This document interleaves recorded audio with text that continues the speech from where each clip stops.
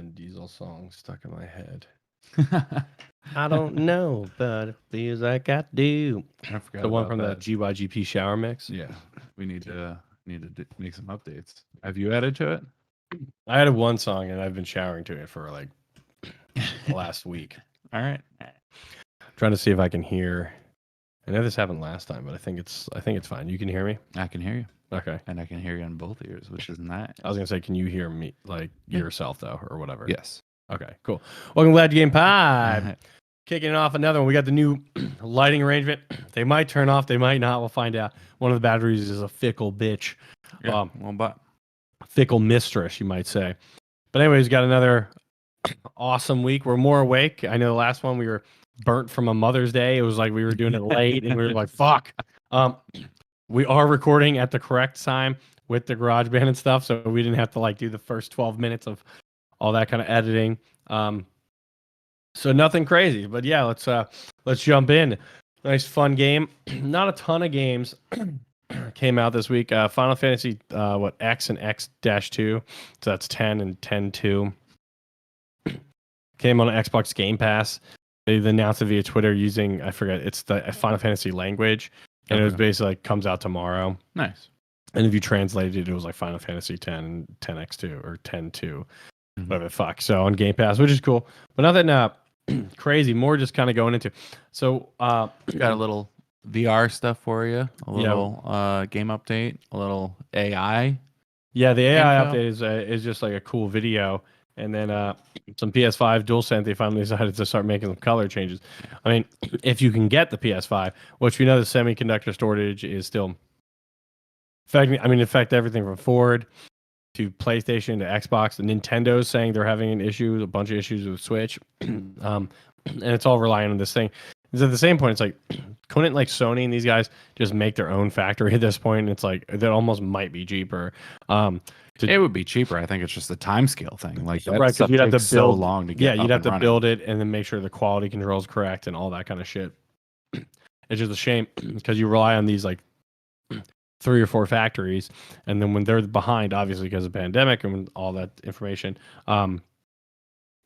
it's crazy how much is affected. Like so much of our electronics industry depends on like these semiconductors. Yeah, that come from a finite factory number, like a finite number of factories. So if any of them are behind, it's like, well, we're fine. It's like when that canal got blocked by the fucking boat. Yeah, the Suez Canal. Yeah, I'm sure that has a little something to do with it. Not as much as like this. But other things got fucked from that. I mean, it's the same thing with our gasoline. Once they fucked up our pipeline got hacked by fucking Russia, it was like, oh, gas going up. So, I mean, it's a bunch of crazy. This whole 2020, if 2020 was the year of the pandemic, obviously 2021 is like the year of the shortages. But they're actual shortages, not like the toilet paper, which was created by idiots just trying to buy a bunch of toilet paper. These are like, if we're not able to produce these things, it's a legitimate shortage. Yeah, supply chain. In the gaming world, you have your Pokemon card shortage where people are like fighting each other at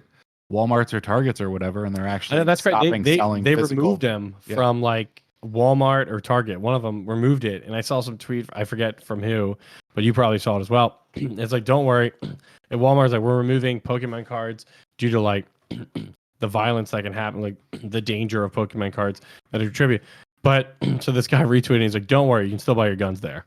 And it's like, which again, not getting political. I have guns, but like not getting political. But I just think it's hilarious. It's like, one thing is actually like a weapon of potential violence. The other one is a fucking kids card game and people just yelling about the cards. It's like, just hire a security guard to be like, they're under lock and key. It's like how the games are under lock and key. You can't just go up and pick them up. You got to go to the counter and be like, here's the card for this. And it's treated like a $400, electronic equipment. I feel like that's all they could have done. Do. And it is funny too, because some headlines are like, oh, like kids are fighting over, they're adults. They were our age. Yeah, there was like 27-year-olds fighting over 30-year-olds fighting. I mean, there's probably some kids, but the videos I saw was like, adults. They're like these children. I love how they're like, these kid millennials. It's like millennials are like 35. Millennials are like 27 to 35. Yeah. Like, it's like, I know we're in the middle at like 31, 32. A millennial, so I'm pretty sure it's like 27 to 35. It's around that range. Is like the millennial, but we're still like, oh, this fucking millennials. We are now the middle age. We are now like the middle age, like grown. It's like, dude, you're talking about Gen Z or like fucking whatever the fuck they're called, like Zoomers, I think. There's also like Gen Alpha, which is like the ones after Gen Z. Right. So like, but people just like that. Millennials just seems to be the catch-all for that. And it's like, dude, we are the adult. Like we're now the managers or like the senior adult, the senior engineers or whatever. Like we've now been in the workforce long enough to we're now these people. Yeah. And so you stop just being like, it's not fucking us. We're the ones with kids and families and a mortgage. Like we're not the ones having these issues. But we're also the ones fighting over Pokemon cards, like according to some of this shit, which is hilarious. But so I guess it just goes to show that no matter what age you are, Pokemon's still awesome. It's just some people. I'm not gonna fight over the cards. I would fight over like if I didn't have a Switch and it was like the last Switch there, and I know there's like a massive shortage. Like that's like the PS5 not being there. It's like if you see it there, like you're running to get that fucking thing. Well, they're also fighting over the value of the cards too. That's one of the right. Yeah, it's like you're having like your Jake Pauls of the world doing these unboxings, and then like people are actually getting excited about it, and then once they get excited about it, are trying to buy them, and if you're like able to snag a pack that you can sell for $5,000, then that might be worth a fist or two. I know. It's like I was actually like when I was reading about this, I was like, fuck, I have like so many old cards. Like I just gave all mine to my buddy's kid. I have to find mine. They're in like some like box in my parents' house. That's where all Pokemon cards are. But I kept them all laminated, each one singly. Each one was always set. I separated with the laminate when I was like 12 in a big binder. So they're all like in mint. So I'm like, and there's a bunch of holographics in there. So I'm like, oh, well, now are these actually worth something? And you know what I found surprising about that? Absolutely nothing. That sounds like you as a 12-year-old. Well, I knew they would have value. So at 12, I was like, well, I can't play with them too much. They need to be. Yeah. So I would just look at them in the laminated container, and that's how I played with them. It's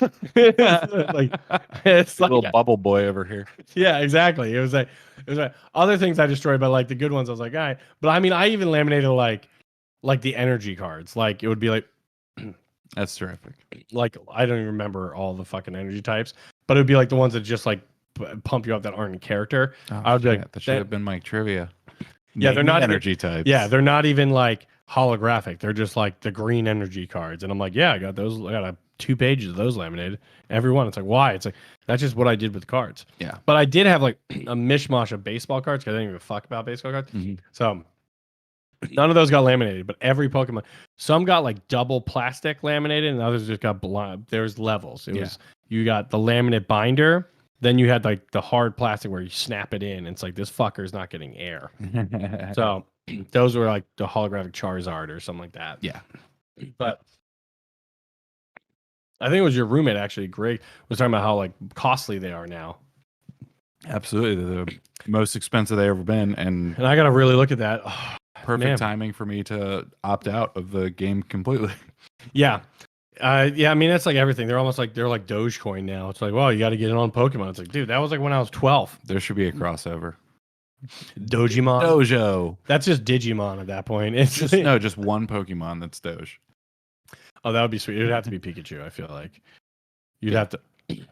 Oh, a Doji? No, like a new... Like a new Pokemon that is the Shiba Inu? Shiba Inu, yeah. I thought you meant like cryptocurrency with like Pikachu on it. And it's like also that would be huge. Also, side note, this is like not game related. Netflix dropped these 3 seasons of this show called Startup, which has been on like Crackle, which no one has ever watched but it's like Adam Brody and Martin Freeman and stuff like that. Okay. So it's like, and it's about like, it's got a lot Breaking Bad and Ozark vibes. It takes place in Miami, and they create this thing called GenCoin, which is like Bitcoin. But they're like funneling, embezzling money and money laundering through the GenCoin because it's completely anonymized. And they just dropped 3 seasons of it, I guess, because they bought it from Crackle or something. Shit. And I watched the first 2 episodes. I was like, this is pretty fucking good. Martin. So yeah, worth checking out. Anyways, not really game related, but side note, it kind of is. But so that's our rapid fire. That was our rapid fire. Yeah, that was our stream of consciousness. Did you have a little Resident Evil? I did. So I'll talk a little bit about it. So I beat Resident Evil. Okay. Also, fun fact, there's like 6 treasures or 7 unique treasures in this game. I got 6 of the 7. The only reason I couldn't get the last one, I either got 5 of the 6 or 6 of the 7. I don't remember. I got all of them but one is the main takeaway from this. Yeah. Benvenuto's treasure. It's in like a grave. You get this piece, you put it on the grave, and it like lifts His name is Benvenuto. Yeah, Benvenuto. Yeah, which is also like Spanish for like yeah, exactly. Like welcome or whatever. Yeah. Well, no, I think it's like Bienvenido is like have a good day. Okay. So, yeah. But yeah, that's their last name. That's the last name of the family. So it's his treasure, or the family's treasure. And you have to get the cemetery piece put on. It opens up the crypt. Like it's obvious what it does. I can't get the cemetery piece because there's this locked door. And I was looking at it the entire game. I'm like, this unlocks at some point. And by the way, all the stuff I found and stuff, I didn't Google any of this shit. I did it all, and I got it like 90%. Like I found like most of the documents with the shit, all the papers that you can read for lore. There's 46 of them. I didn't Google anything. I got 44, which I'm furious about. I was like, I was 2 away from all of them. God damn it. But so now on my second playthrough, I'm gonna have to read on Google all of them because I'm gonna have to find the 2 that I don't know where they are. I was waiting for the news about a second. Oh, I'm definitely doing it because I want to. Because there's so much replayability because you can unlock. It unlocks like 50 new guns that you can get. You start with your old guns. It unlocks different. There's some new stuff you can do.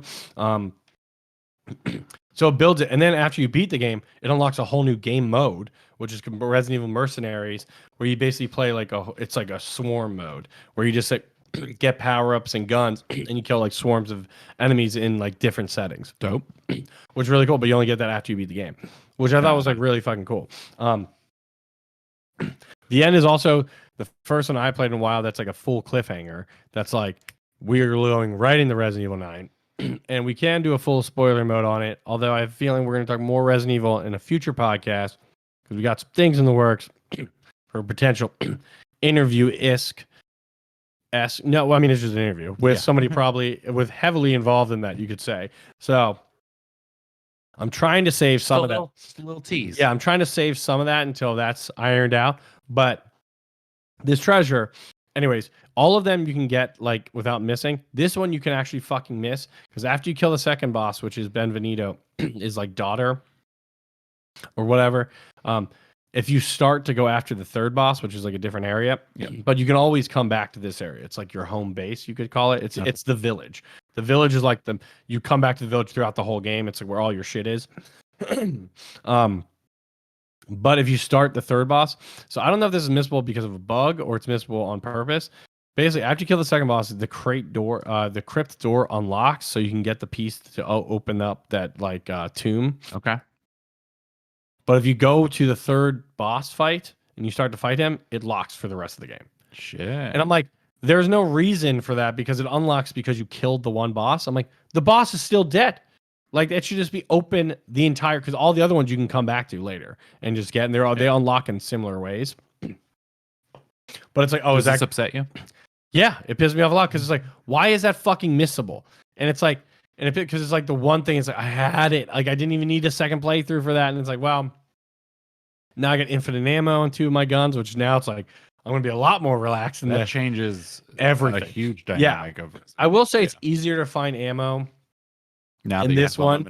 Well, in this one compared to the previous Resident Evils, exception of 6, which was a piece of shit, and that was just like an action game. But this one, it feels more like even the default difficulty, which is standard. It doesn't feel, it's like hard, but it's not that hard. So I'm gonna play basically there's easy, standard, and hardcore. Then when you beat the game, there's Village of Shadows mode, which is actually the anime video in the beginning of the game, which literally could win an Oscar for the Oscar short thing. It is so fucking good. When you watch it, it literally looks like a Pixar or like remember Coraline? Yeah. It looks like that or the animation in Harry Potter and the Deathly Hallows. Yeah, it's very similar to that, where it's like, oh, it's like really unique, artistic, but it's very well done. It looks picturesque in that, and that's the opening of the game for like 5 minutes. Then it kind of ends on it and extends it, which is kind of cool.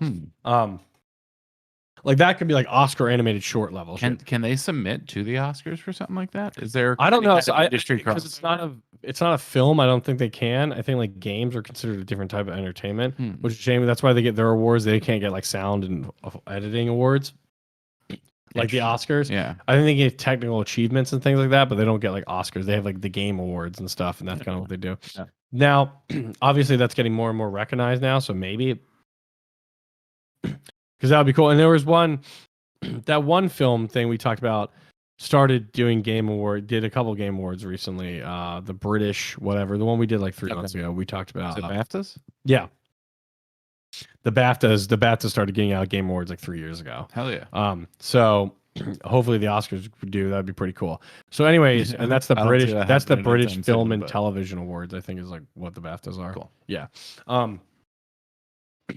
Yeah, I don't know, but who knows? But anyway, so it's excellent. But yeah, you can't fucking. I don't remember. The point is, you can't get that fucking treasure, and it pisses me off because there's no. And I think it might be a bug because everybody's like, yeah, once you go to the village 3 times, like you can go back and get it. And I'm like, but I've been to the village like 7 times now because like I beat the game in like 11 hours and stuff. Maybe 12, and I was like looking at everything, right? What's not blowing through? So the speed run trophy is 3 hours. So, yeah, but I was heavily looking at everything, and if I turn on infinite, like you can turn on infinite ammo, start with these guns, I could definitely speed. I mean, I don't see how you can't. You can also like upgrade your health and stuff like I was talking about before, where you like kind of cook meals and stuff. Yeah.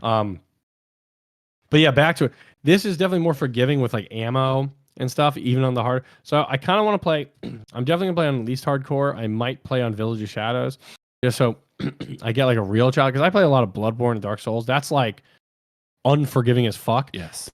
This felt but this also felt like it's a story. It was still challenging enough, but it didn't feel like I was playing it on like story mode where it's like you can't die, like nothing. But I only died like 2 or 3 times the entire game, and one time was because like I just didn't see where to go, and I just stood there. Like, and I was like, what the fuck? And then I was like, oh, it's over there. And that was it. So like, and the other time was just the final boss fight. But the story's it is my favorite story, or up there with RE2, RE4, RE8. They're all kind of like, depending on which I just played is probably which I like the most, to be honest. But the story, I think it's the most engrossing story. Like I said, my girlfriend who doesn't like horror, anything, heavily invested, cried at the end. Granted, she cries at like every rom-com, but like still, yeah. Like Resident Evil is not a game that you expect to be like having emotional. I mean, so what would you rate it on like an emotional level? From the other games, I said this. Oh, this is easily the number 1 in like emotional character arcs, and like makes you kind of really feel invested in these characters. How would you relate it on spookiness compared to other Resident Evils or like other horror games overall? Other games, I would say. Well, so they did say they lowered the horror level from 7 to 8. How spooky was it for you? Because people were too scared of 7, which I was like, I thought 7 was fine, but I have a higher scare level. I would say like, for me, like times that I was legitimately like, this creeps me out. Out of like 1 to 10, I would say it's like 5 or 6. Like it's not that. Right. It's not that. But I will say like she was like a 10 the whole time. Mm-hmm. So it's like, yeah. I love horror movies and horror games, so like it doesn't really creep me out. It's like but I can recognize it is creepy. I just don't like. I can turn it off and go to sleep. Like I'm not like, oh shit, the house has whatever in it. The only thing that really creepy is like if there's spiders in the game. I just fucking hate those kind of things. I would say to the average person, I would say Resident Evil 7 was probably an 8. This is probably a 7. All right, so cool. Like they changed their numeric numbers for their scary. Spookies. But spooky numbers. But the emotional arc is like a 9. Like it's like I actually felt really invested in this, and 7 also helped do that. But like to run through 1, you get invested in, but it's not like it's kind of hard to get emotionally invested. 2, the remake, I got more emotionally invested in the second one. It's just a great game and a great story, but I wasn't like like emotionally feeling for these characters. I was like, this is just a great story.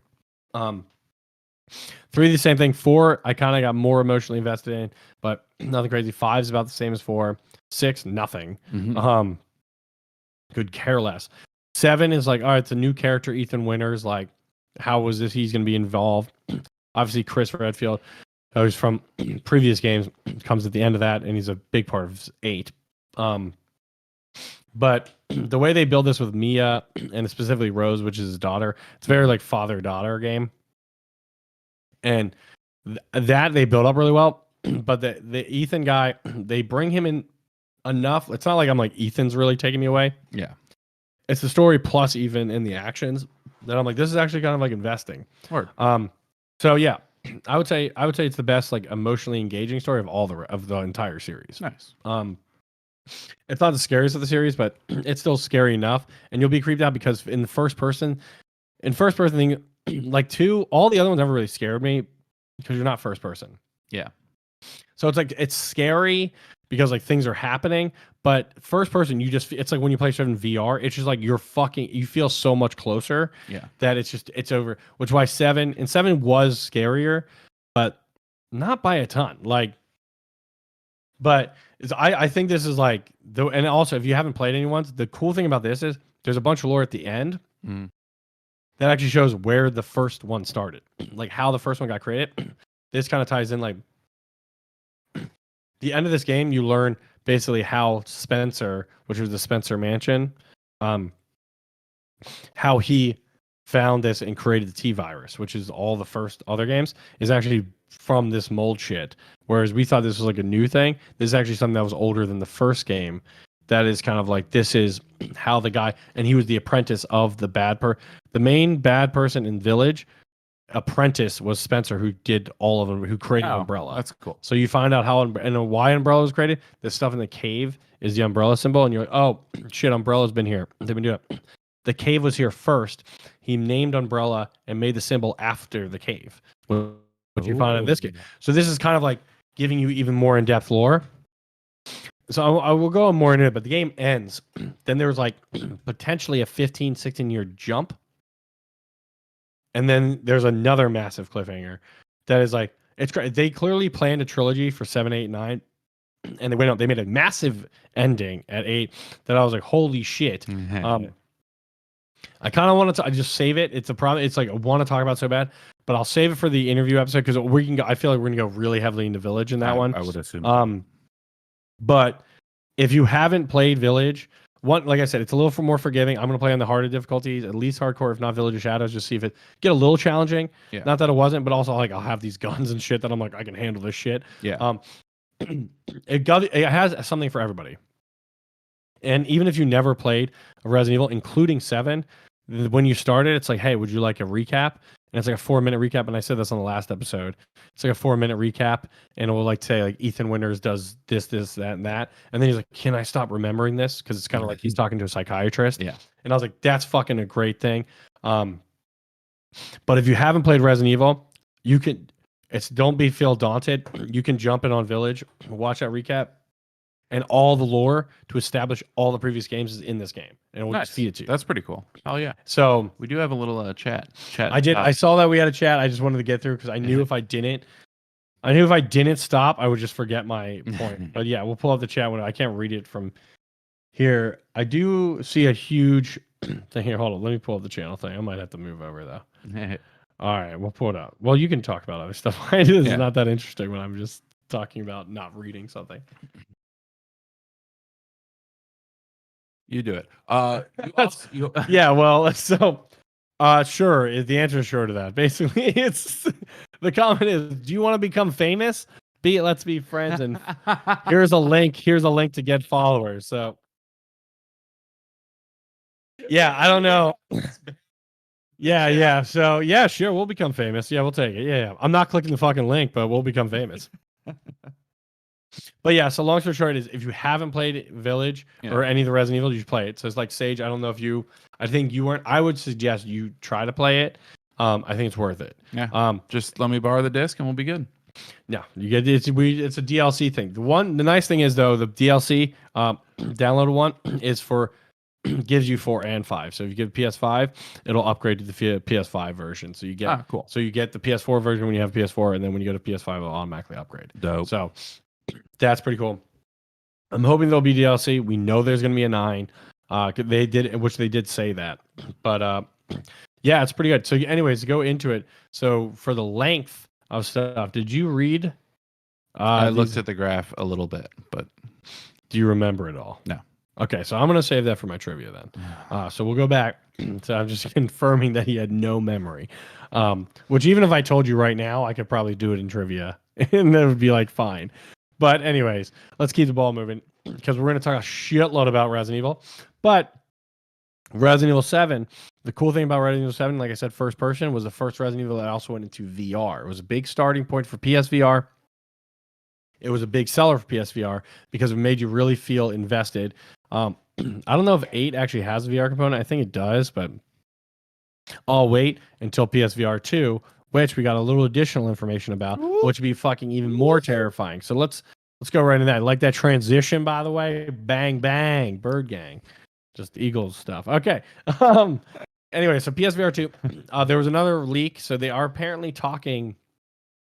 Sony's apparently like vehemently sharing details and potentially kits with publishers on PSVR 2 to kind of get them to start developing things for it, and at least letting them know this is what we can handle. Yep. So some specs did leak. So let's go over what we knew. We knew they released officially there is going to be PSVR 2. It'll not be this year, it'll be next year. It will have a cable, It will have a single cable, and it's going to have, and they show us the controllers. We saw the new controllers, which was like a mix between the Oculus and the Valve Index, and it'll have adaptive and haptic feedback. That's everything we knew. Yeah. Right? We had a ton of VR information for like 10 episodes. Like every episode was like, oh, by the way, this. So this report is the resolution, which was a key thing, which I'm good with this. So it's going to be 4K resolution, 4000 by 2040. So 4K resolution, 20,000 by 2040 per eye, which is great. So that's 4K. There's a 4K lens in each eye. It's going to have gaze tracking and a lens separation adjustment detail, so you can kind of like move it so you can kind of focus yourself. Cool. Which is a feature that the Valve Index also has on their headset, which people liked a lot. So it's like we have it's so like I said, it's got to incorporate a lot of that shit. So it's got to. So the reason I think why it's able to get that resolution, which is incredibly high, it's actually higher than like I think it's like tied with like the top, or it's like right below. Is that cable? So it's higher than the Oculus Quest 2, which is 1832 by 1920 per eye. This is 2000 by 2040 per eye. It might not like sound the numbers aren't that far of a difference, but it's like going, like 1080p to 4K. I mean, it is a difference. Like they're both a great resolution, but it's like you will notice the resolution difference, especially when it's right fucking next to your face. So that's cool. The interesting part that they are adding, again, this is from like a reliable sourced report, so it doesn't mean Sony officially announced this, is they're going to have eye tracking within the headset. Which is going to have the forwarded rendering. So what is that? Forwarded rendering is basically a technique that allows the VR experiences to reduce the quality of rendering in the peripheral vision. Well, that's a peripheral. Yeah. Peripheral vision. So that way they can focus on getting a higher level of quality of what you're looking at directly. Yeah. And we can lose the rendering asset of what you're not. But when you do look over there, that will be rendered in better quality. Yep. And then the other will be up. So this also allows them to get. What's it called? Foveated? Yeah, so foveated, yeah, Foveated. Yep. Foveated rendering is the full term. So that's which is great. So we've other people have like done this in certain things, but this is the first VR headset I think that actually does mass market one that really takes that does it, which is huge. I mean, again, this is a report. I would assume this probably is true. That's awesome because it lets their developers bring high level assets in. Yep. But also it allows you to get better rendering on the VR because we're not rendering everything anymore. You're still rendering shit, but it's just not the quality is not as high, so it doesn't put as much strain on it. Being like we have to everything has to be in 4K all the time. It's like no, that shit can be like in 1080p or even less because you're not looking at it. But as soon as you look at it, it's going to render in that because that's the whole point of the refresh rate. And where it knows you're looking, it's rendering exactly where you're looking, so that way those things are more detailed, and it can save performance and everything like that, so that way you don't lose frame rate and things like that while delivering these high quality assets, which I think is fucking awesome, and I think that's huge. So, and that's something that's probably helped delivered with the single cord to trying to change these things that quickly. So I don't, again, to say there, I was like, they gotta win me over with the single cord. They're doing everything I said they need to do. The interesting part about this, but all that stuff is like Sage said, this is the first mass marketed one. We've heard there's been others that do this. And for anyone that thinks that this is like something that is taken away or a shortcut or anything like that, this is what games do anyway. Your field of view is only rendered where your character is looking. Yes, this is just doing it in VR, and it's doing it on a more specific scale, so it can track where your eyes are, as opposed to doing it where the whole screen is, which is what they do. I'm also wondering, is it just called that because it's field of view eated? Isn't it foveated? It's foveated is the name of it, but it's also the field of view. Yeah, but is it FOV? It's FOVEATE. Yeah, so I'm wondering if it was named after field of view. Oh, potentially, yeah. Foveated, yeah. Or field of view was named after foveated. It's possible. Yeah. Yeah, and they were like, fuck it, just use the first three letters. Skinner the egg. Yeah. But it's definitely possible because, I mean, obviously that relates to it. So this is all that stuff, but that's kind of stuff we guessed that they might incorporate. Yep. Including the foveated. Like, it's like, that makes sense. Like, we know other headsets that do that. This is going to be the first, like, mass marketed and definitely the first console one, but the largest one that does that at this scale. Now, the new feature that I didn't even think of is there's haptic feedback in the headset, not the hand controllers. Okay. The hand controllers have adaptive. Spritz your eye. Yeah, the hand controllers have adaptive and haptic feedback, but so will the headset. So there's a motor in the headset that will complement the new hand controllers, which also feature haptic feedback, an onboard camera, which is going to track the position of the controllers, reducing the amount of peripherals that you need for the headset to make it work, which is kind of like what the Oculus does. Another small is we know it's going to connect via it's a single USB-C cable, which USB-C cables aren't huge, so that's way better than the previous cable, which was like fucking this massive thing. Yeah. So it's like, that also kind of won me over. That's just a USB-C cable, so it's going to be clean. For a second, I was like, all right, I think we can fuck with that. What are they doing with my head? Is that when I play Madden, I'm going to get CTE? Because, like, haptic feedback is when basically, adaptive feedback is when it's, like, doing things against you, like using the gun, and you feel like the gun being, like, harder, which, by the way, in Village is awesome. Some people might be annoyed by it, because when you have a bunch of zombies coming out, it's kind of like really difficult to pull some triggers. But the haptic is like you're feeling things happening, like in Returnal, feeling all the rain when the rain droplets kind of go over the controller. So is this, I'm going to feel rain, or when I'm playing VR Madden, someone tackles me, my face is going to get like, like I'm like, oh shit. Like, I mean, yeah, I think that it'll be, that might be a little far out playing Madden. Yeah, but like just general like shooting games or something like that, or like headshot, you might be like, yeah, Call of Duty headshot. Or anytime you get hit, that you're not just feeling it in your controller anymore, where you're like, ow, my hands. It's like, bam, bam, bam. Right, because it's well, if you get hit in the head. So it's like, so like how, like I said, the or rain if it's drop like full 360 that you know where people are shooting at you, and you don't have that's little what I think with arrows anymore. You actually feel what direction. Oh, that would be cool. Yeah. Like a sensory feedback. Yeah. Because that's kind of what the rain does. The rain doesn't drop like where your hands, the rain droplets are all over the entire controller because it has the feedback is all over the entire DualSense. Yeah. So the droplets you feel like actual raindrops, and they're like hitting all over the controller, not like just where your thumbs are. You can feel them like resting on the side. It's crazy.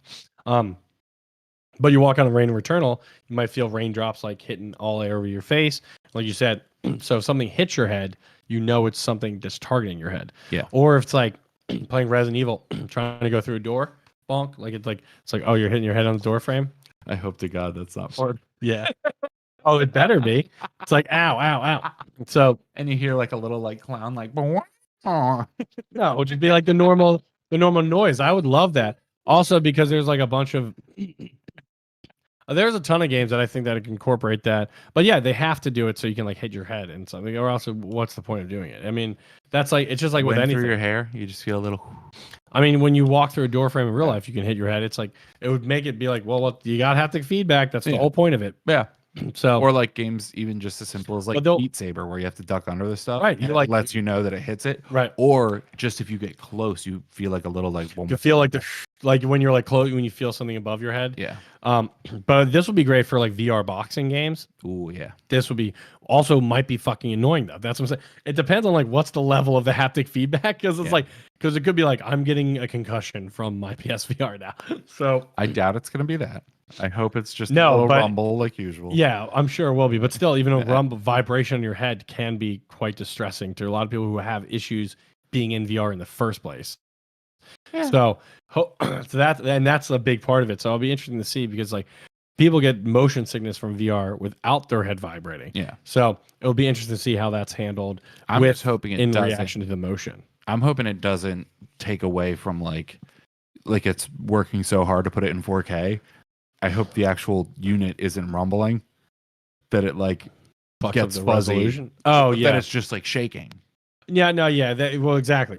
So I assume it's like kind of like a soft motor. Like, I don't. It's not gonna be enough to move the lenses, but like enough to just be like you feel it. Yeah. But I'm sure they control it too, so we can kind of turn up the intensity or lower it to be like you felt the raindrop because it needs to be a difference of like it's a raindrop or I got shot in the head. Like they're gonna have to be like.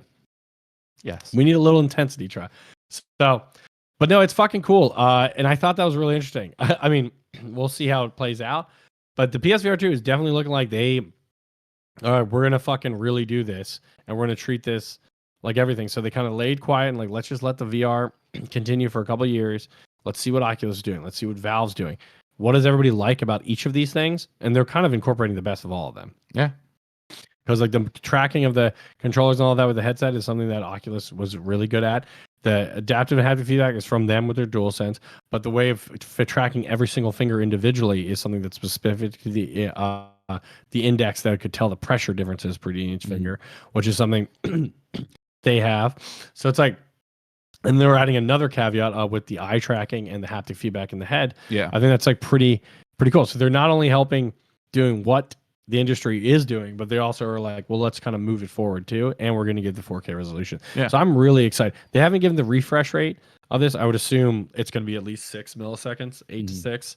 I would expect probably 6, especially since it's plugged in. But yeah, I mean, this gets me really kind of reinvigorated for VR stuff. I think it's going to be really fucking cool. And then we know it's like, even when you play PSVR, it's cool, but it does feel like, you're paying like an older console's graphics. You can tell. Even in Oculus, it looks great, but it's still like an older console's graphics, right? Because so we can't do. But now that they can do 4K rendering, I mean, this is like let's render a fucking real game. Yeah. We'll also have to see what the frame rate is for those 4K things if it kind of chops it down. Right. I mean, I would bet their minimum is like 110 because when you do VR, you have to like that's what you should. That's what. Well, I mean, that's what what was it? 180 for 165 or 180 for index. The Oculus is like the Oculus is a lot lower than that. But since it's cabled in, that's what I'm saying is it should be.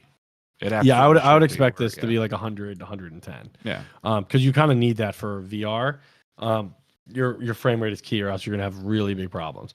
And that's kind of what helps. The frame rate and the refresh rate are what people get motion sickness over. Mm-hmm. They're noticing the refresh of it, and it's making them feel like it's a lag. Yeah, right. It's making them get that boat motion sickness feeling because they don't feel like they're stable.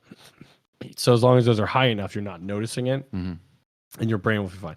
So that's kind of because that's what causes a lot of people to kind of get that weird feeling, motion. So hopefully it is.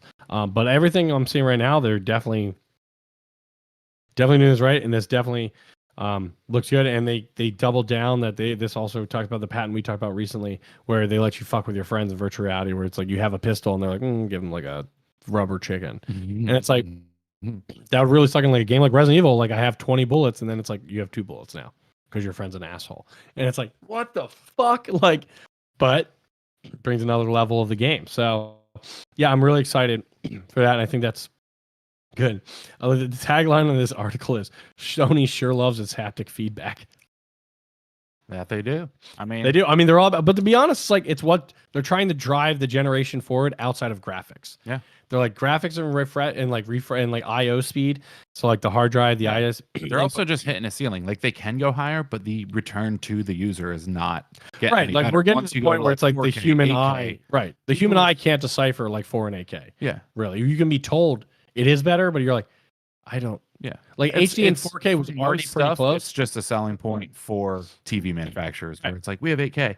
Yeah, if it's a 32-inch TV, it doesn't matter. Right. And it's like you're only noticing it when you start spreading out the picture, like you said, like so far. It's like you almost need like a 60-inch TV, like a 42-inch TV, to 1080p to 4K. You're probably still kind of pressed. 60-inch TV, yeah, you'll start noticing the difference for sure.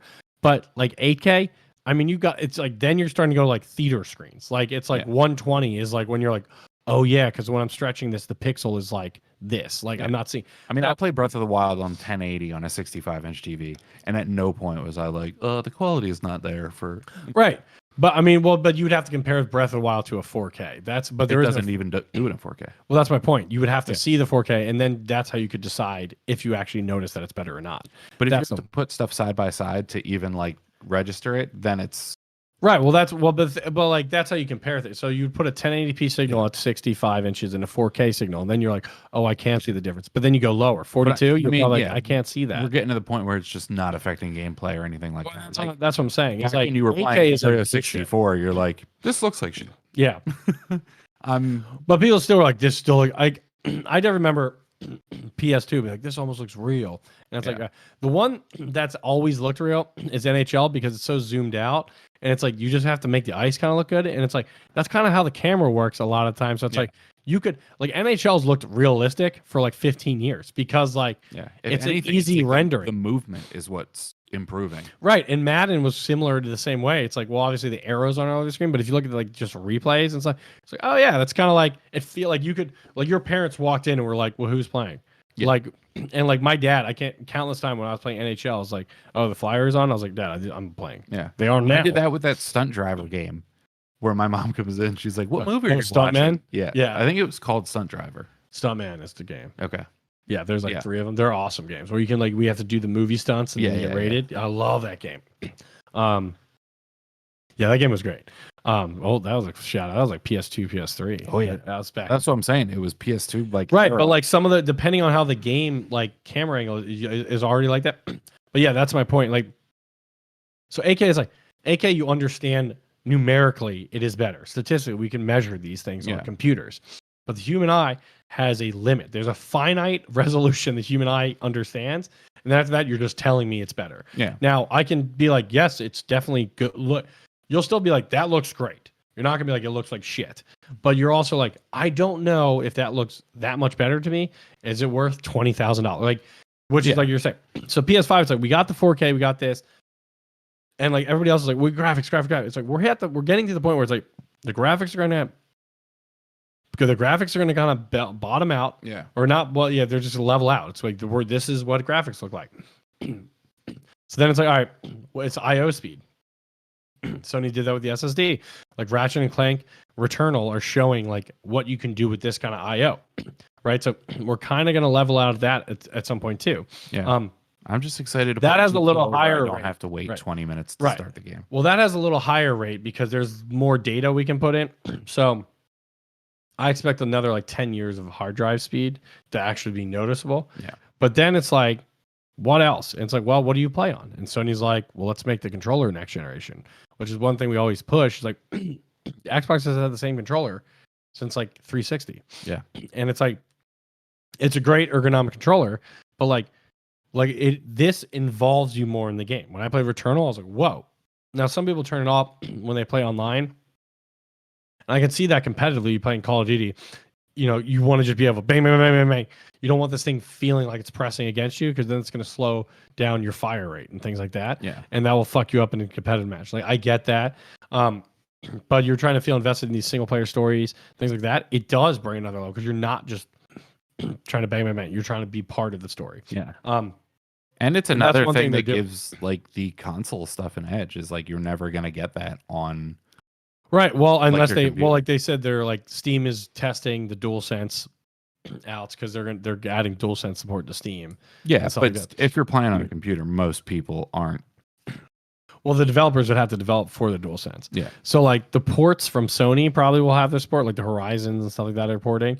But yeah, they would have to go out of their way to be like, use this, because most people use their Xbox controller on their PC as or their just their mouse and keyboard, especially right, first-person shooter. Right, stuff. but if they're using a controller, they're using the Xbox controller. Is my Gotcha. point. Yep. But this gives a reason to use the DualSense because it's like, hey, this will add you additional feedback that kind of really invests you in the game. Like, granted, you're not gonna I'm not gonna play Valorant with that fucking thing. I'm gonna play mouse and keyboard. Yeah. But if I found a PS or PC game that I thought had really good story and stuff that I wanted me to feel more invested in, a DualSense would be perfect for that. Yeah. Because then it helps me get more into the creepiness of it or the whatever it is. So there's just like additional stuff. The whole point is they love their haptic feedback, sure, but they're looking at ways of extending the generation outside of just graphics and hard drive speed. They're obviously hard drive speed. We're getting to the ceiling of graphics. Hard drive speed, I think we have a little bit high, obviously, or anything, but this is kind of extending to be like, well, these aren't the only two outlets we have. And that's kind of how people have thought for a while, is these are the two outlets. They're like, well, remember, it's games. Let's do gameplay. What do you play the game with? Really, the fucking controller. Yeah. Let's extend the gameplay. So I love that. And that's not, for the not a shot at Xbox. They have like adaptive controllers and stuff like that they do for people with disabilities that are like awesome that Sony does not have. Yep. And I'm sure they're going to make some haptic feedback controller as well, unless Sony like has like a very specific patent on that. Yeah. But no, it's just good that the bar keeps being risen just a bit, right? Because now we're gonna have more competition, and it's like they can develop something that's like also cool. Like it's just great all around. So with that said, the graphics kind of topping out. I think we're kind of seeing the graphics top out on another scale with this GTA 5 video, where they basically this developer team overlaid a machine learning AI that they trained against German cities. It was like cities. What's a city? I forget the term. It was city whatever was the name. Cityscape. Cityscape. Yeah. So they used reference footage from actual like German city. Yeah, and they used it and they applied it basically frame by frame to GTA 5. Yeah. So to render with the AI, which has to get taught. So you just show basically. Quick thing about machine learning, you show a shitload of images of something. There's multiple ways it learns. It's either negative or positive training, meaning right, or wrong, right, wrong, or wrong, right. So then it eventually knows what's right and what's wrong. Mm-hmm. And there's like 5 main disciplines of machine learning. I'm not going to get into them, but that's the general gist. And before you go into like every specific, so long story short, you have to accrue a fuckload of data. Then you train it, think of like a baby, and you have to, like fuckload meaning like hundreds of thousands to millions of these things over and over, which is why Tesla, for example, is so good at like autonomous mode because they have so much data from every other Tesla. That's why other autonomous cars aren't as good yet because they just simply do not have the data is the money because they have so much fucking data. They've been doing it for 6 years. Or however long, everybody else is just starting to do it. Their data model is just not large enough. It's just as simple as that. They have like 10 gigs compared to like petabytes on the other people, right? Yep. So, anyways, this is the same thing except just rendering gaming frames to look like cityscapes. Yeah. So they overlaid Cityscape on GTA 5 to be like, let's try to make GTA 5 look as realistic as possible. Yeah. And the difference too between like a lot of other mods that people do is this isn't just like a renders package. This isn't just an asset package. They're basically doing the equivalent of like a deep fake. Yeah. For video games referencing real footage. And then one of the other things that they incorporated into it, which raises it to another level, is instead of just letting stuff deep fake and all those artifacts come through with it, they're also using the geometry info from the game itself. Right. So you know that it's a car, you know that it's landscape, you know that it's sky or buildings or anything like that. And all the geometry is being fed in with the images. And that's cool on its own. The thing that blows my mind is that it's mostly real time that they're running this. Yeah, they do like a lot of it is like rendered real time. Again, this is like a mod squad. So if this is something they actually like a library that Rockstar would integrate, they would make sure it is I mean, it just opens the door for a lot of stuff. Again, this kind of opens the door for you need the faster SSD to kind of handle this stuff. Now, granted, they're running a massive rig to kind of do this, and they have this crazy AI that's doing this. So there's a lot. Machine. There's a whole other thing. You'd have to have like an internet connection to the AI library to do this. And it could be something they could toggle in a future GTA where you want to like, oh, let's render it like real time. Now, kind of like how Microsoft Flight Sim does it, actually, where it uses real time data when you're flying to render the assets. Oh, like weather and the buildings too. Like, yeah. So, with that said, this looks like this, when people say shit looks photorealistic, this is literally photorealistic. I mean, it's crazy. And it's crazy that we keep updating this game that's like 10 years old. But the one thing that I like awesome too is since it was in Germany, like it had a bunch of like lush green. It did, but it also had like some of that gray Eastern Europe kind of like feel to it. Well, yeah, it was like overcast and stuff like that, which it not only did it make like the cars and buildings and stuff like that look real, but since the reference footage was from a completely different place, it made it look less sunny and less like deserty and more green, lush forest. Which was just an interesting side effect to using very specific reference data. Right, as opposed to be like, well, this takes place in California, so let's use it against the California, which I thought that was interesting as well. But I mean, just watching it just looks cool when he's driving around and you just see this shit. You're like, what the fuck? You're like, this is a 10-year-old game that they've just upped with this AI stuff, and it kind of shows the power of machine learning as well. Like we said, like the possibility of incorporating this game would be possible, but then there's a bunch of other factors. Yeah, you need to start building it that way from the ground up. It's not just something you can tackle. Well, it wouldn't even be something you would have as part of the game. It would be like an optional thing that they would be like, oh, do you want to like drive around with this sometimes? Because like your network bandwidth would be the number one thing. It's like you're gonna need like X megabyte connection to even fucking do this. But it's definitely fucking cool. And it was just like, you know, there's not much new information about it. It was just more of just it's a cool video we saw. You should look at it though. So I only saw driving around and him kind of driving different locations. I was hesitant and I kind of want to see like the gunfights and the murder. How fucking like, because like that might be the point where you might throw up. Like, you know what I mean? It is, but then I think one of the only reasons this was possible is because you have thousands of cars with dash cams running. Right, it's like you would have to use like the reference images of that. Where is that? Yeah, you don't have any reference footage. Well, people do. I mean, you do, like, yeah, if you got like all like body cam footage from cops or something like that, or just movies, or you're like some psychopath on the dark web who's like the serial killer is like, oh, I got my photo. I'll put it this way. I'll put it this way. I hope there's not a lot of reference footage. Yeah, hopefully there's not enough to train the AI is kind of the point.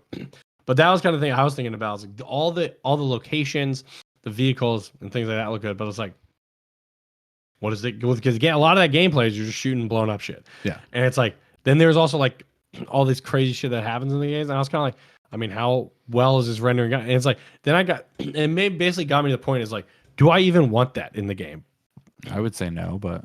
Right. I still wanted to render those games of like, that's still kind of cartoony and fake because I don't want to get to the point where it's like, I'm like physically sick. So it looks like I'm looking at a dead fucking body. You know what I mean? If I wanted that, I would want it trained to like movie style stuff. So the explosions were big, cool movie explosions. Right. Not like I don't want real life. It's a lot of like just they don't look as cool. Yeah.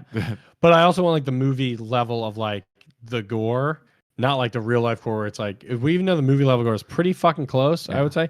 But like I mean I've never I've seen but like I don't need to be like that invested. But that actually reminds me, going back to Resident Evil 7, they really were going the horror thing in the Baker house with this dried blood shit. If you pre-ordered it and pre-ordered a special candle, they sent you the Baker House candle, which I have, and you light it when you play in VR. And the candle smells like dried blood, mold, and like all this kind of disgusting shit. So you're playing in this old house with that.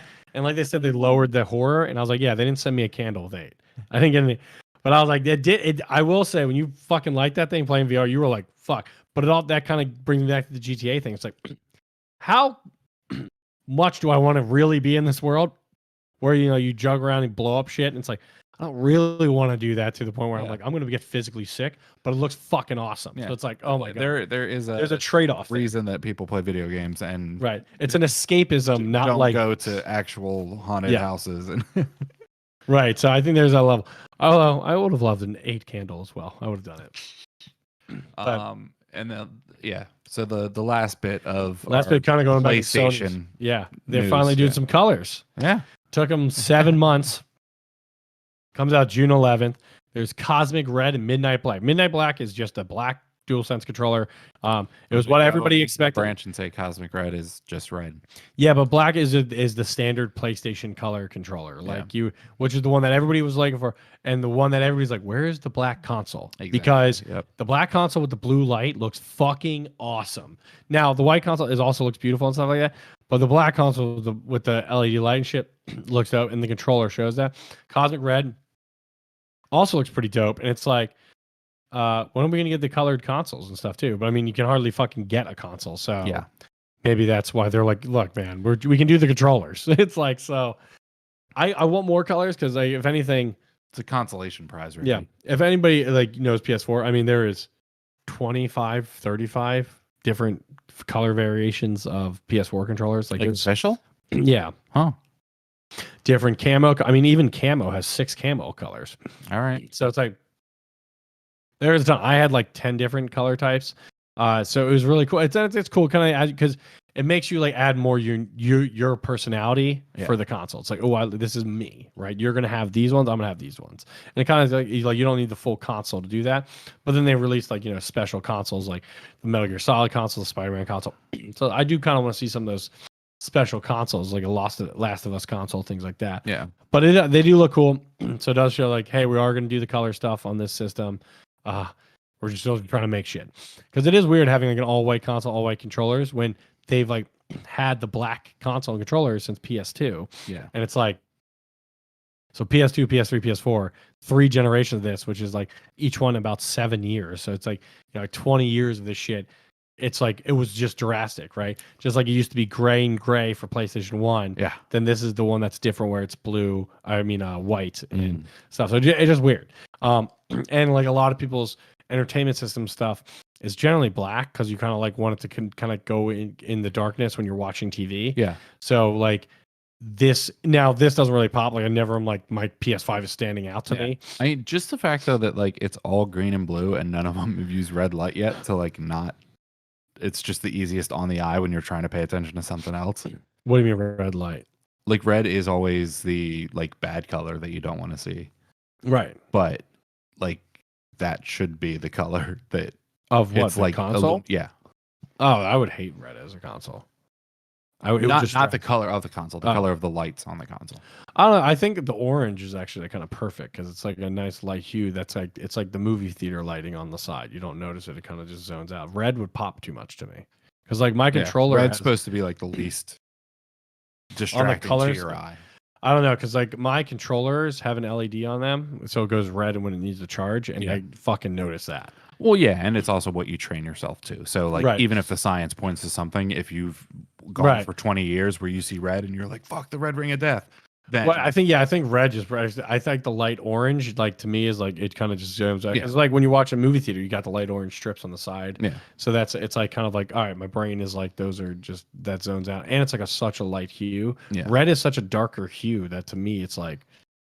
What is that? It would be the same thing if it was like the blue, because the blue I would note it's like a contrast level, whereas the light orange kind of fades into everything. Yeah, but blue and green, which are like the colors for PlayStation and Xbox, are like the most harsh and distracting to your eyes physiologically. Right, but they're never colored blue or green. Like when it's a small green light and the blue is like a blue ring that's like on the console itself. So if you have your console like in your fucking TV, it's a problem. But to me, but like right underneath, it's a little distracting for you. Not the end of the world. Yeah. So you can, further out, you can turn the lights off too. Yeah. So word. But anyways, so they have the color controllers now. They just announced it. PlayStation did announce these, so these aren't like cool. And it is like the other one. Where the black controller is $70. It's basically like the $60 or $45 whatever, and then the red is 75, which is what they did with the last controllers. All the last, like basically the black controllers were always like $5 to $10 cheaper. The color controllers were always $5 to $10 more. Then until they were like mass produced, or if they like one controller became almost the equivalent of the black controller, which I think the blue controller was pretty prominent. Like the blues, I would generally find about the same price as the black controllers. And some of the reds last generation, but the other ones were pretty much always a little bit more. But I mean, you want to add your unique take on it. But I mean, the DualSense are great. Yeah. It does look cool. It's $70 for the black, 75 for the red. And I just like that they're now. It's like, all right, we're kind of halfway through the first year. Now we're gonna add the customizations for you guys to make it unique to you, so you feel more like I'm getting involved in this. Yeah, and you can add your. We'll see how many streamers have that in their thumbnails coming up. Like, right? Yeah, look like, what I'm playing. Yeah, this is mine because now it'll be white, black, and red. So you can kind of like start building that repertoire of what color controller are you, or do you change them out? Like, so that's kind of cool. I always like when you can kind of add your unique take on something that like you play a lot of your time on. You spend a fuckload of time on it. You should be able to unique take casing to it. Yeah. So that's pretty cool. Yeah, so let's get into trivia. Let's get to trivia. You want to ask me yours first since we've already teased it? Yeah, okay. So mine is going to be how long does each numbered Resident Evil take to beat? It's numbered because there's a shitload of games. There are a lot of games. So there's 8 numbered Resident Evils. So the way I'm going to do this, I'll let you decide when I find my pen. You give me the number, I will tell you how many hours. So I was going to make you, here's my pen. I have my pen. All right, no, I think that's wrong. I think we're going to order. No, what would be fair is you guess longest to shortest. You're acting like I have any type of information about these. It's going to be easier than you guessing the hours. I don't want you to guess the hours. I want you to guess which is the longest game and which is the shortest game. All right. And we're just going to go in order. So there's 8 games. Yes. So I'm going to guess. Give me the numbers of. So we're going to go longest. Tell me shortest to longest. So tell me. The first number you give me is what you think the shortest Resident Evil game is. The last one will be the longest Resident Evil game. All right, Resident Evil 1, I'm going to say is the shortest. Okay. 6. Are you just going to give me numbers? Okay, yeah. So 6 is the second shortest. Got it. 2. Okay. 3. Okay. You've used 1, 6, 2, and 3. 7. Okay. 5. 8, 4. Okay. All right. So you think 1 is the shortest, 4 is the longest, just to reiterate that. Okay. So give me 2 seconds. You can ponder, and I'm going to write the hours. I'm going to write the hours next to each one. How many hours they are. We'll go over the reference. Yeah, so my kind of thinking with that give me that, like, pattern. I mean, for the fact that they like re-released it, and I know that there's like a lot to it, and that's one of people's favorite games. 4 has not been re-released. Which one was released? Was 2. It 2? Mm-hmm. Shit. And 3. All right. Well, then it might be that's not why you're in trouble. But you are. Yeah. You got. And then 8 just sounds like it's like pretty long. The first one is usually always the shortest, just because like development is they can only put so much into it when it's an untested series or anything. Right, it's like a new that. IP. Yeah. Unless it's fucking. That's one thing. Starfield is officially going to be exclusive to Xbox, which is the new IP from Bethesda. Is that the one that's like first-person shooter in space? Well, they haven't announced much about it. We just know it's in space. It's going to be like Fallout in space or something like that. Okay. It's not going to be a first-person shooter. It's going to be like a Fallout Elder Scrolls, but in space. Ah, all right. Is a first-person shooter in space coming out that I forget what the name is for it. Is that Outriders? I don't know. I forget. Yeah. But no, it's their next IP. So their other IPs are Fallout, which is huge. Elder Scrolls, which is massive, obviously, and they haven't made like a really new one. So this is their next one, and it's their first like ground up new IP that they've been working on for a long time, and they announced it actually at the PlayStation 5 announcement. They showed like a trailer for it or whatever, but now it's official that it will be exclusive to Xbox because they did buy Bethesda. So it's like, which you kind of figured, like, yeah, they're gonna. So it was announced at PlayStation, but. That's hilarious. They didn't say it was exclusive. They just like had a teaser at the one. They replayed it at the Bethesda conference that year. Yeah, that's still funny.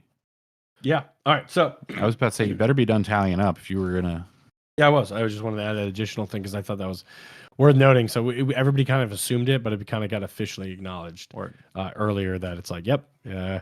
So it's kind of do I hate it? No. I mean, I can play it on PC because I have Game Pass. I kind of wanted to play with DualSense though. It kind of pisses me off. So we'll see. And it's so funny that all the Xbox people are like, why does Sony like want to keep exclusive? We're supposed to game for everybody. Those same people are like, yeah, of course it's hard. Like we're keeping it. And it's like, dude, which side of the road are you on, bro? Like pick a fucking. It's fine if you want to be like, I like exclusives, so I will defend the exclusive. It makes sense to have Xbox do this. It's going to sell fucking console, or it's going to sell Xbox Game Pass. That's anytime you pick sides, whether it's sports, politics, whatever. But it's like everyone else is always you can't flip flop. That's my problem. Don't fucking flip people flip flop. That's if you're picking a side for anything, you're going to be flip flopping on your thing. You're going to be pointing out the flaws of the other people and pretending that you're. No, that's not what flip flopping is. Flip flopping is literally changing sides. That doesn't mean no. I would say most people don't flip flop. Politicians flip flop because they just can't agree to anything. But like I've never flip flopped on this. Like I don't. I like exclusives. Period. Yeah. It's not. I'm not pointing out. But you also have been staunchly like in the middle that you like both. Yeah, but I'm allowed to like both. That has nothing to do with exclusives. I'm saying somebody that is like diehard one side, you're always going to vilify the other side, being like, "How the fuck could they do that?" And but there's pros and cons. With yours, you excuse it. Right. There's pros and cons. Yeah. But that's not flip flopping. That's just ignore. That's just cognitive dissonance. I never said flip flopping. Well, you did. You said it. No, you said you're going to be flip flopping no matter what. Is what on your yeah. All right.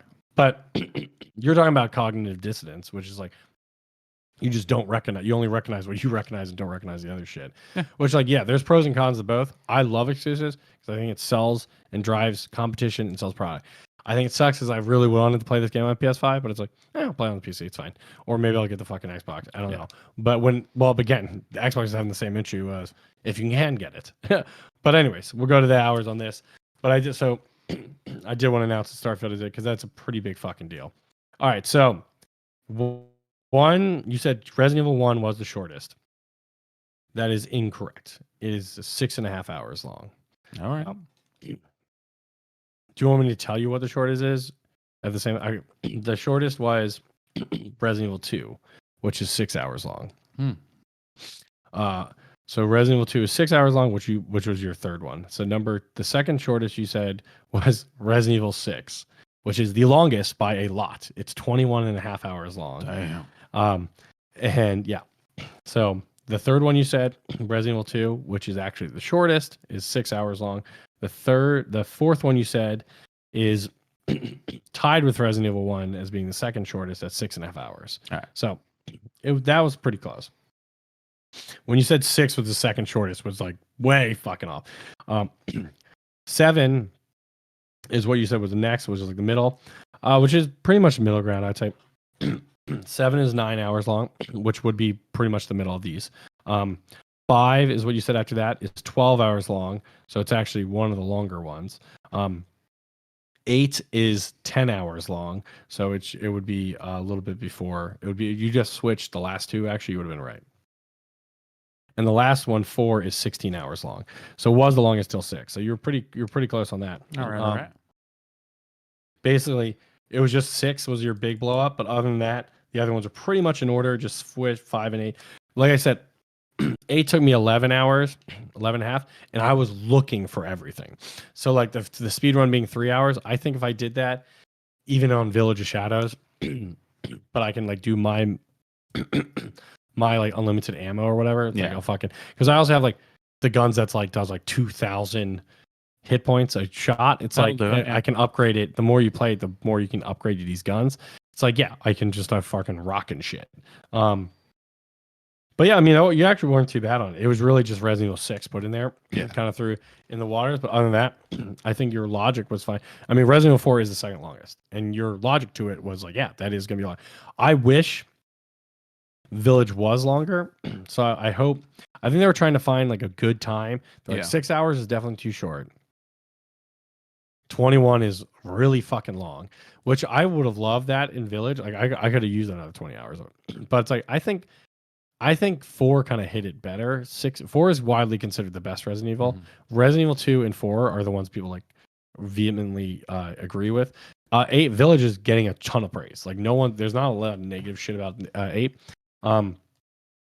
which 2 is only 6 hours. Like I love 2, but that always felt like I think the speedrun for 2 is like 35 minutes. Or so which like makes sense because 6-hour game. Like whereas like it's 3 hours for a 10-hour game. So it's kind of like Nice. works out. The speedrun for 4 I think is like 5 hours or something.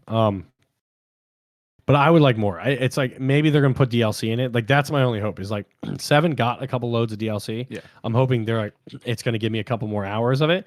But no, you did good. 6 was just long. 6 just sucked not having to do the length. They just were like, fuck making horror. We're gonna do an action game where you kill zombies. Essentially is what it was. All right. And it was kind of like this sucks. Like that's not what Resident Evil is. Like Yeah. that's like fucking Call of Duty zombies. So but I'm surprised I got as much time out of it because I thought that like since you were saying it was an action game, there would be less puzzles, and puzzles are such a big part of it. So I thought it was going to be.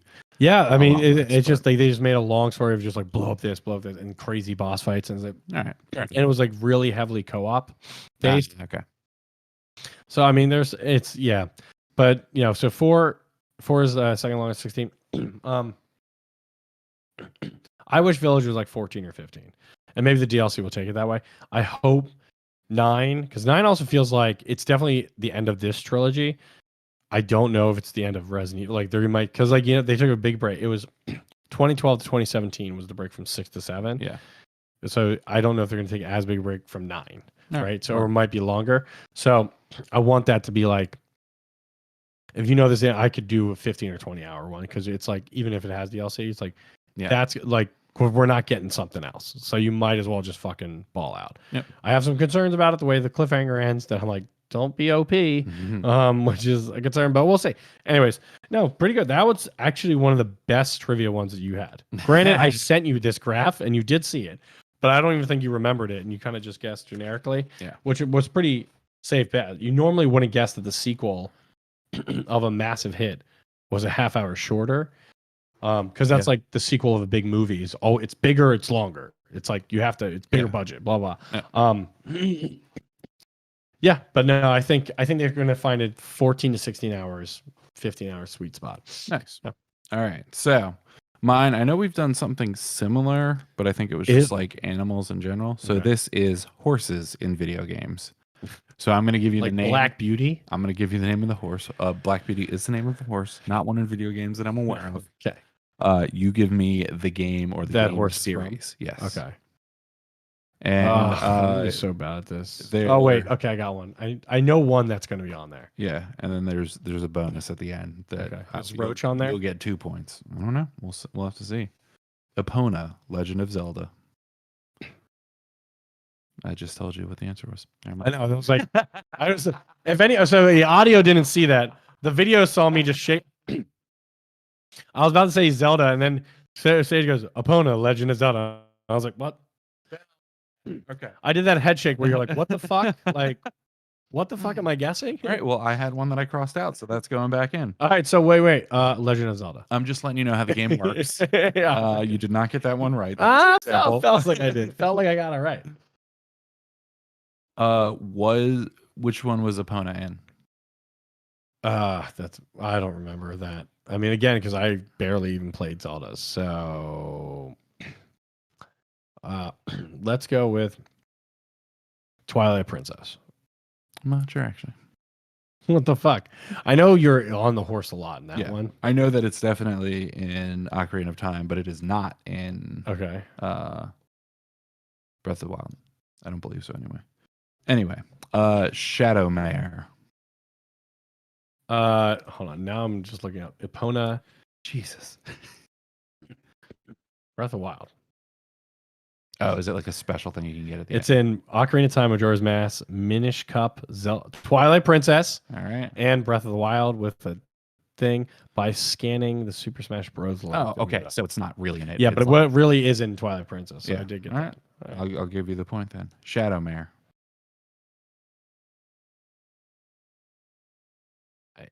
It feels like, I don't know, like Time Splitters. I don't know. Elder Scrolls. Shadow Mirror? Argo. Which Elder Scrolls? Oblivion. Oh, okay. That's God. It's been so long since I played Oblivion. Okay. Argo. Fuck yourself. Bang from the movie Famous Guys. I don't know. I'm not gonna be good at this one. Shadow of the Colossus. Oh yeah. Okay. Yep. Fuck. I should have got that. Roach. Oh, that is The Witcher. All right. Ruin. I don't know. Darksiders. I don't think I ever played Darksiders. I haven't either. Yeah. Shimmer. I used to think of that song by Fuel. Isn't that Shimmer by Fuel? Yeah. Your dreams of champagne dream. Strawberry surprise. Pink linen on white page. Stop distracting me. What's the I don't know. But Fuel. Yes. Yeah. I was going to give you half a point, but you should know this, so I'm not going to give you any. What was it? Ellie's horse from Last of Us Part 2. Fuck. Really? I don't remember ever naming the horse. Invincible. I really don't remember ever naming that horse. Just calling it horse a lot. I don't know. World of Warcraft. There was zero. You can buy like 1 billion horses in that game. Okay. That's the one that That's the one I Googled that came up. All right, fair enough. Odin. Is that like God of War's horse? You'd like to think. Yeah. I don't know. Final Fantasy. Final Fantasy. Yep. Which one was that? 13. I didn't play 13. Fuck. Rapidash. Isn't that a Pokemon? Yes, it is. Yeah. I was trying to think of ones you ride. Buck. I don't know. Red Dead Redemption. I'm going to say no, and I'm going to give you an extra hint. This, like Rapidash, is also not a rideable horse. Okay. I don't know. So a game where a bunch of animals exist. That's a lot of game. Pokemon Snap. Animal Crossing. Animal Crossing. Fuck. Okay. Pegasus. Oh. Well, a Pegasus is like a thing though. But You're right, it is. Spyro. I don't know. One more. You already said it. Which one did I say? The name of the game. God of War. There we go. Yeah. Fucking Spyro. You have wings and 4 legs, but somehow you still ride another horse. Well, you said some of these just have horses in them, and I'm pretty sure there's horses in the Spyro games. No, I said specifically Buck of Animal Crossing. Right, but so Rapidash also is one of them. Yes. Death. Is this like one of the 4 horsemen, like the horse of death? Because then it's I don't think so. fuck. Because then I was like, it's the Horsemen of the Apocalypse. yeah. I Well, don't then believe so. then he death in hell if hell falls with him. What is that game where the games are each one's based off a horseman? I don't know. You did say this already as well. Red Dead Redemption. Bingo. Yeah. D-Horse. I don't know. Metal Gear Solid 5. I don't think I didn't even finish 5 to be honest. And your bonus question. Let's get it. Butt Stallion. Leisure Butt Shoot Stallion. Leisure Shoot Larry. ButtstallionI. I'm going with Leisure Shoot Larry. Butt Stallion. Feels like a Leisure Shoot Larry. Good guess. Yeah. Borderlands 2. Oh, you never played it. Yeah. Apparently Handsome Jack like jokes that he's going to name the stallion. Stallion. Oh. And then he does. Then it shows up as an Easter egg later on in the game. And not only that, you can feed it money and it will poop out loot. That's awesome. That's fucking So it great. actually becomes like a pretty like cool little side thing to have. That's pretty fucking awesome. All right, well, I did okay on that. It's not you got really. 5 out of 12. Yeah, so that's all right. I'm pretty impressed with that. Yeah, we did it. I'm very disappointed that you didn't get Shimmer, but I don't really know how many times they reference her as Shimmer. Yeah, I'm really trying to think one of those like it was little trivia things that maybe like another player is like. After you said it, I feel like there's like one scene where they say Shimmer. Yeah. But like that's the entire time because Shimmer is only in it for 35 minutes. And it is a 27-hour game almost. So it's like I honestly kind of forgot she had a horse because I wish we could put music on and just finish out the podcast with Fuel's Shimmer. I know, right? I want to say a spoiler about Shimmer, but Shimmer's only in it for 30 minutes for a reason. But we'll just leave it at that. That's also why I completely forgot. I was like, she had a fucking horse in that game? Because most of the time, like, I'm having a pretty big problem. But there is a notable part where she does say Shimmer, which is that part. All right, well, whatever. Fuck it. Well, sorry about that. Well, how about Artax? What's Artax from? What? Artax. I have no idea. It's a movie. Oh. It's shit. Now you're just like trying to delay ending the podcast. I know it's bullshit. It's from the Swamp of Sorrows. I'm just thinking of horses that die. Oh, and well, Black Beauty. Did Black Beauty die? What? I don't know actually. What's the name? Never-ending Story. That's not a horse though. That's like a dragon. Well, no, there's the Luck Dragon later, but in the beginning, Atreyu's walking Artax through the Swamp of Sorrows, and it drowns. And it's just like Artax. Yeah, that's right. Yeah, and it drowns not because it's like overwhelmed. It just gives up on life, like the Swamp of Sorrows. Yeah, it's like suicide. Yeah. So end it on a happy note. Yeah, guys. fucking never-ending story. It's great series. Depressing ass part. Thanks for that. Anyways, play Resident Evil Village, and we're gonna have potentially a guest on that was in the game, so we can have a little in-depth discussion on Village, and then I'll go into cliffhanger, spoilers, all that shit. We're gonna do a deep dive in Village. It's gonna be a Resident Evil episode that's specific. It's also gonna be talking about motion capture and voiceover in gaming, kind of things like that. It'll be the one next or second, the next episode. So what is this? 53? It'll be like 54, 55. Just keep an eye out. Also, that will be our full year. Ooh, wait. Yeah, so we'll have a big thing then. All right, well, thanks everybody. Keep gaming. Play some fucking Resident Evil, baby.